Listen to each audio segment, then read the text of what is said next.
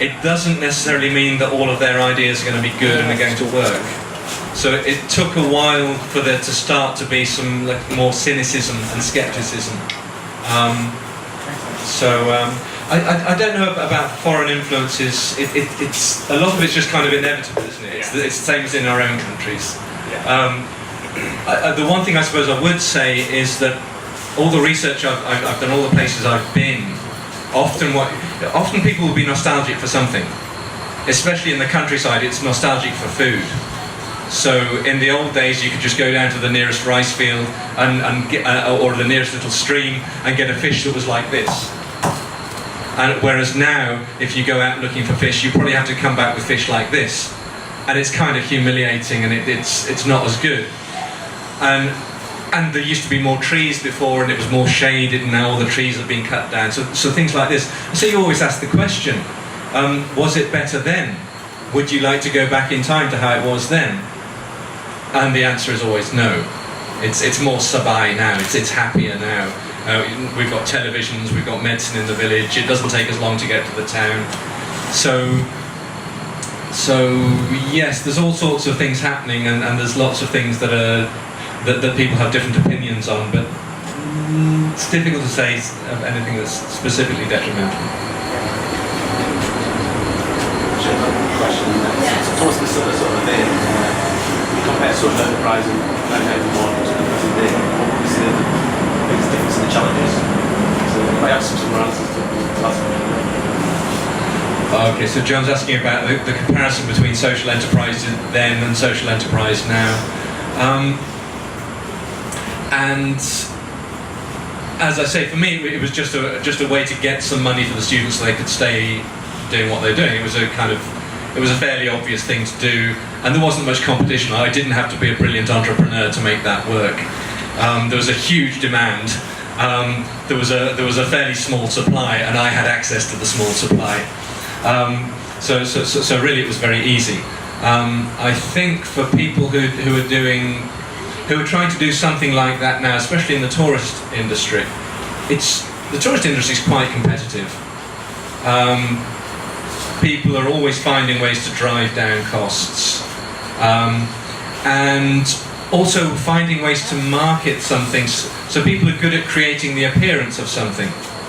So if you've got an enterprise in the tourism industry where you're trying to invest a lot of your profits in something, or you're trying to invest a lot of time in training or do something that's more than you would do, that involves more cost than it would do if you were just doing it as a commercial enterprise. The competition is going to be really tough, because there's going to be other people who are just doing the same service as you as cheap as possible, and they will probably also be promoting themselves as doing something social that looks like what you're doing. It's not that difficult to say, oh, we only employ people from poor backgrounds, we're an ethical employer. And yes, some of your people come from the countryside, and yes, you train them, but actually you're not doing anything special. But it's very easy to make yourself look more special than you are. So I think it must be very difficult for people who are setting themselves up as social entrepreneurs when the tourism industry is so competitive. But obviously there's lots of people doing different things as social enterprises in different ways. Not all of it's in tourism, but I suppose that would be the main difference. I think it was very, very easy for me to do that then, and I think it's very difficult now.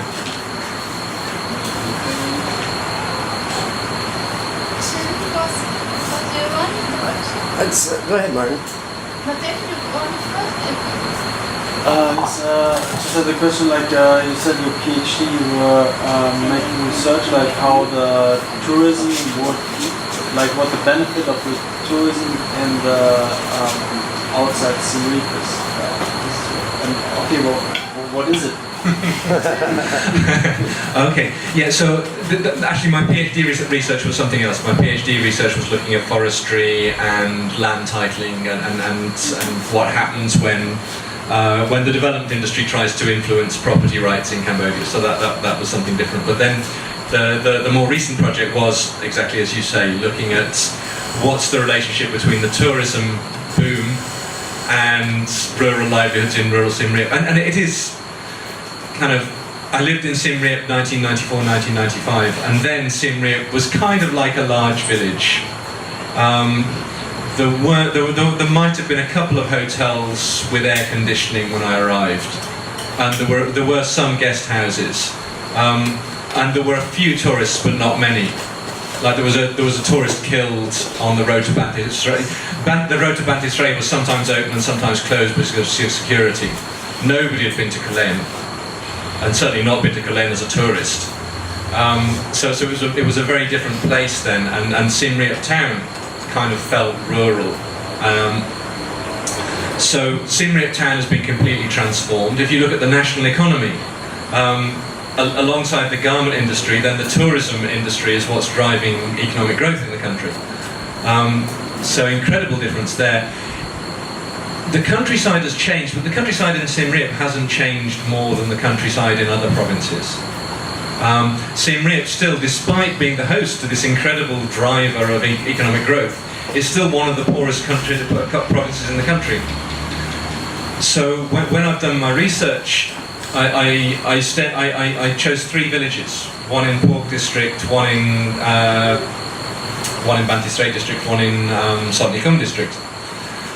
One of them was a village that sees tourists every day.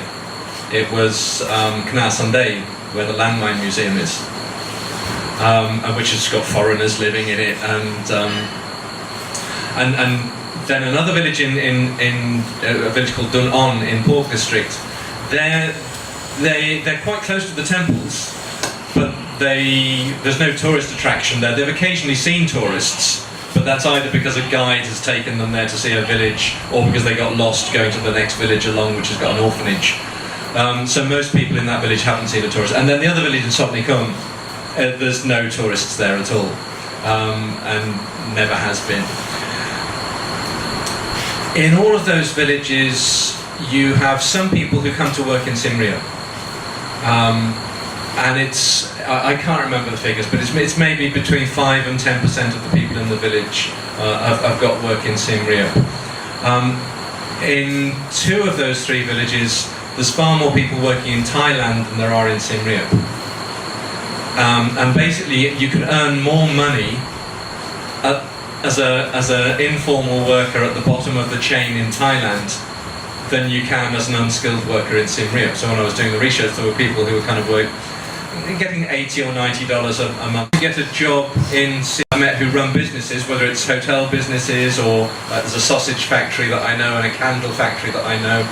They tend to employ people. If somebody leaves them and there's been a good way, you go and investigate the story, it isn't only working because some bright spark actually gets on his motorbike and goes and finds it and brings it back. But it's not actually institutionalised and set up. The village, I told you I'd do long answers, didn't I? The village that does have tourists is actually hardly any different. So if you're a normal Cambodian person living in Kna Sandai, which is where the landmine museum is, which might get 50 to 200 people stopping in the village to go to the landmine museum. The guy who sets up the landmine museum, he comes from another district, he comes from Sotnikum. He set up his museum in Siem Reap town. The authorities decided this wasn't the kind of tourism attraction they wanted in Siem Reap town, so they told him to go away. Then you can't set up a museum in the protected zone around Angkor. So Kna Sandai is kind of the first available village that's outside the protected area. So there's an area between the other temples and Bantisrei where there's no protection, where you can build anything you like. So that's why he went there. So he's not from that village. Now there's 2 restaurants either side of the museum. One's run by his wife, the other's run by his brother-in-law. They both come from Sotnikum. All the people who work in the restaurant also are his friends and relatives from Sotnikum. There are some villagers who've worked in the Landmine Museum from that village, but they worked there as cleaners and they felt looked down on, is their story, and so they don't work there anymore. So basically, the museum has become a little enclave cut off from the rest of the village. Now, the other villagers are thinking, how can we benefit from tourists? So they've seen the next village along where the village chief's organised everybody and everybody's got a stall, so you've probably been there. that place where you've got sort of 200 stalls in a row along where minibuses keep stopping to do souvenir shopping. Well, the people in Canal Sundai thought, well, I'd like to try that. But of course, if one person or two people do that, it's not enough to make people stop. And even the people who go to the Landmine Museum, they're not going to go shopping in Canal Sundai. They'll go to the Land Museum for the Mine Museum. Then they'll get back into the minibus, then they'll move along, and then they'll stop at the next village where they've got 200 stalls. So the villagers in Canal Sundai are still scratching their heads. The village chief's scratching his head, thinking, how can we make money out of the tourists? How can we engage with the tourists? But they can't speak English. They like the idea. They've been talking about the idea of maybe we could do something with kind of climbing palm trees or teaching people how to plough. But they still haven't worked out a way how they could turn that into a product and sell it. And that's not their background. They're not even business people of any sort, most of them. And they're certainly not people who are tourism entrepreneurs. So there is some influence of tourism in the countryside in Siem Reap, mainly from some people getting jobs in town, but not that much. And it's quite difficult to make that link. There we go. Based on 3 villages. Yeah, there's 1,000 villages in Siem Reap, so you take that lesson from those places. From other places you would take other lessons, but that was the impression I got. Any more questions, everyone? I kind of have 2 questions, but they're kind of completely different directions, so I don't know if I should maybe stay along the direction where I started. I'm kind of curious if, being a pretty well-rounded individual and it seems like having a lot of experience there, is there any suggestions you have to potential future social entrepreneurs? Or more specifically, any ways that you think, whether or not someone's willing to come in and do it, but you think that they could improve the contacts between the boom and tourism and benefiting the people? Because I know the guy from Mad Monkey, he donates some of his proceeds and he actually, a lot of places claim to do it, but he actually builds water wells off in the countryside for a lot of people that live right by the temple and still don't have clean water. But he's going around building water. You know, and I think that water wells with the Buddhist Monk Foundation, and they're actually doing it instead of just putting it on their flyer to advertise their discounted rates on their rooms or whatever. Is there anything that you can think of that could help maybe progress the benefits of the village from the boom in tourism? I'm at the start of a 3-year project, so I don't really have much based on my research. I do strongly believe that this business of somewhere in the village having some kind of link. So if you've got somebody in the village working in a hotel, that's a real advantage. That's a link into that hotel that other people from that village can follow. Which means, I think, that if you're trying to do something as a social entrepreneur, and what you're trying to do is trying to make links to people in the countryside, then making the extra effort to try and find somewhere that doesn't already have those links. Yeah, don't do the obvious thing of kind of your moto driver who is your friend, who is making the link for you, will take you to his village and he can show you poor people there. And actually the village is only 5 kilometers away and there's a dozen moto drivers who've all taken different projects to that place.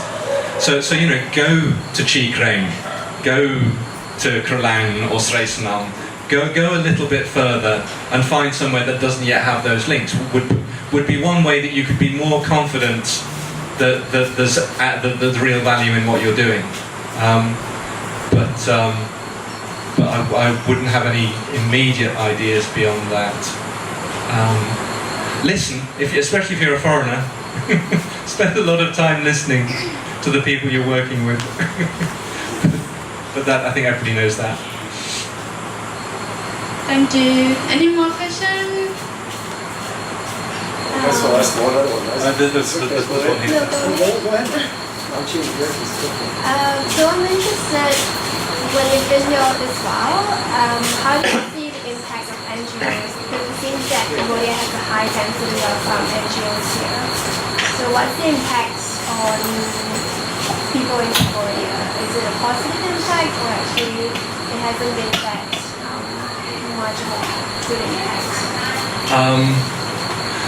There's so many different NGOs and so many different sorts of NGOs. And the role of NGOs has changed so much over the years as well. So when I first arrived, NGOs were often doing things that you would expect government to do and that you would expect big multilateral agencies to do. So when I arrived in Phnom Penh, Oxfam was helping to do the urban water supply in Phnom Penh. Now, there's no way that an NGO would be involved in that now. That would be a World Bank loan, or maybe the UN might get involved. So that role has slowly been changing. If you were going to put it very short, I suppose you would say that NGOs are probably, they've done some good, they probably haven't done that much harm, and they probably haven't done that much good.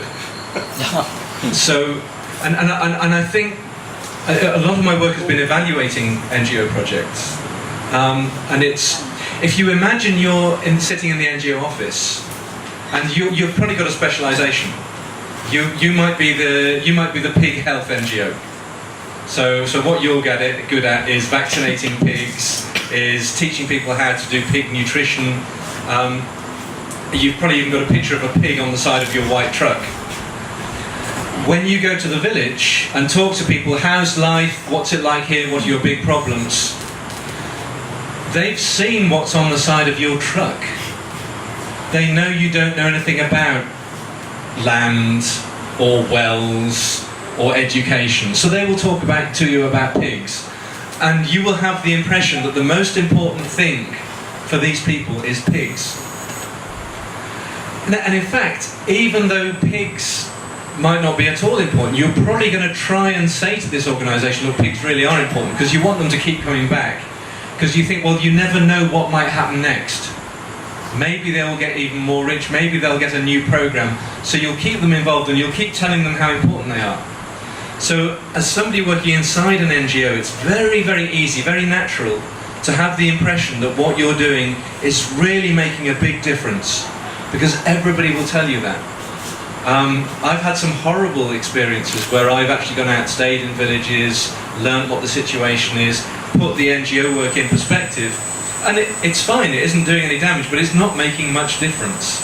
And taking that lesson back to people is really hard, because people have really invested in people. There's not many people who are lazy, and not many people who are stupid. So you've got people who are really smart, who've really devoted themselves, but they're not making that much difference. And I think that's the general story. Obviously, a lot of people get involved in campaigning work, human rights work, land rights work. And there's a huge difference as well. Some people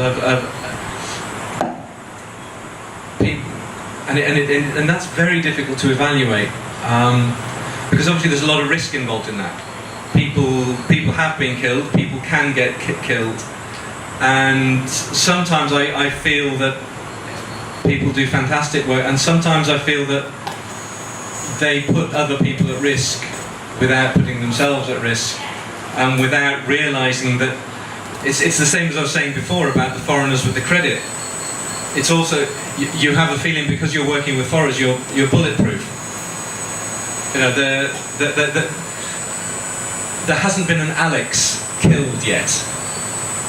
There's been a Chukbati killed, and so that it's kind of, the sense of danger that people would feel might disappear a little bit because they're working with an NGO. So there's a lot of danger, but there's also a lot of heroism. Like, it's really important that somebody does kind of say, hang on, you're not allowed, you shouldn't be allowed to come and steal that land and give it to a senator who wants a sugarcane concession. That land belongs to those people who live here, and you're not going to be any benefit to them with the sugarcane concession. That should be stopped. So it's brilliant that people do that, but the ethics of that I think are really difficult. But I think NGOs have been increasingly important. Increasingly, that's what NGOs are about. I think is about that kind of campaigning work and human rights work, rather than about the kind of development projects. Okay.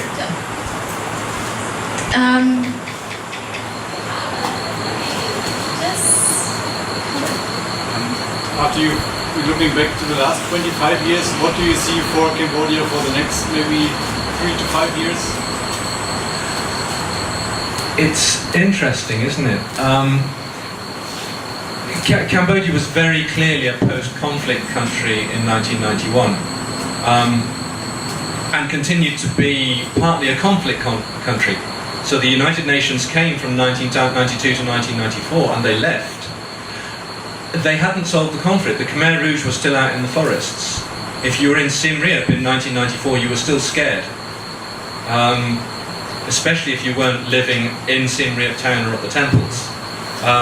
The Khmer Rouge were still going into villages and killing village chiefs and killing teachers. You'd still got kind of people who worked with the government, i.e. village chiefs and teachers, who didn't sleep in their own homes.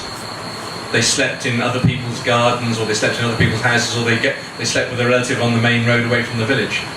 So the place was very insecure still, and it wasn't until the Hun Sen and the government started kind of sweet-talking the Khmer Rouge and saying, look, you can keep your economic interests, you can keep your guns, you just got to change cat badge and stop fighting us. And that was how the conflict was solved. So at that time it was still a post-conflict country. Cambodians still felt that we've just come from that. We've just come from the Khmer Rouge, we've just come from being isolated. Whereas now more and more, the sorts of problems that you see aren't the sort of special problems that come from just after being in a civil war. They're the sort of problems that you would see in most Southeast Asian countries. So kind of a government that, whether you can actually find the smoking gun and say it's really the government, certainly a lot of people who oppose the government, every now and again they get killed. A journalist or a trade union leader. That's not a special Cambodian thing. That you could be in Thailand or Singapore or Philippines or Indonesia or Malaysia. So it's kind of, it's looking like other countries in the region. Now other countries in the region look different from time to time. Sometimes Thailand really looks like it's going in the right direction, and then sometimes Thailand looks like it's really insecure and falling apart. And so Cambodia seems to be sort of drifting away from being a very special case with a very special history that's dominated by Siem Reap and Pol Pot, towards being a country in Southeast Asia with a kind of one party that's very strong, with one smart leader who seems very strong, very smart, but also somewhat brutal, and might or might not be losing control, and it's probably going to be the urban areas that will be the source of that lack of control. So I think Cambodia is looking more and more like other countries in the region. Now what that means remains to be seen. We keep having elections, and this has happened not just the last election, but the last 3 or 4 elections. You have an election, you have huge protests after the election, and then things settle down, and the ruling party tries to kind of do 2 things at once. It tries to intimidate people who might be in a source of opposition, and it tries to reward people and try and make itself popular. And I guess that cycle will continue. Now whether it will get to a point where that won't work and somebody else takes over or tries to take over, and what will happen when we get... I don't know. And whether that would get to the point where it would stop Cambodian economic growth. But I don't look, the fact that we're getting sort of 6 or 7% growth a year, and have been for almost 20 years now, that's more to do with the kind of regional situation than anything particular in Cambodia. But again, if things stay stable enough and the regional economy stays stable enough, I guess that will continue. But yeah, well, that would be my take.